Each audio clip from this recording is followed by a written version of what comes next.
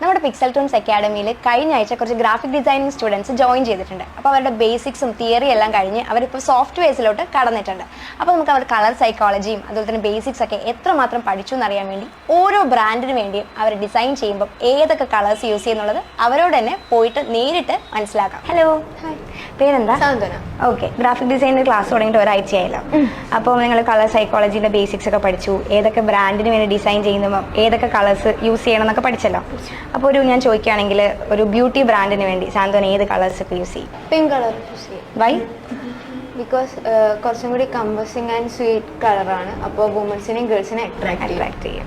ഒരു ഹോസ്പിറ്റലിന് വേണ്ടി അല്ലെങ്കിൽ ഡിസൈൻ ചെയ്യാന്ന് വിചാരിച്ചോ, ഏത് കളേഴ്സ് യൂസ് ചെയ്യും? White colour. എന്തുകൊണ്ട്? White colour clean, simplicity, hospital ഒരു പീസ്ഫുൾ കളറായിരുന്നു. സോ അതുകൊണ്ട് വൈറ്റ് കളർ യൂസ് ചെയ്യും. വൈറ്റ് കളർ യൂസ് ചെയ്യും. റെസ്റ്റോറൻറ്റിന് വേണ്ടി ഡിസൈൻ ചെയ്യുമ്പോൾ ഏതൊക്കെ കളേഴ്സ് ആയിരിക്കും അതിൽ യൂസ് ചെയ്യുന്നത്? നമുക്ക് യെല്ലോ യൂസ് ചെയ്യാൻ പറ്റും. അത് ഹാപ്പിനെസ്, ക്രിയേറ്റിവിറ്റി, അങ്ങനത്തെ സിറ്റുവേഷനൊക്കെ നമ്മൾ യെല്ലോ.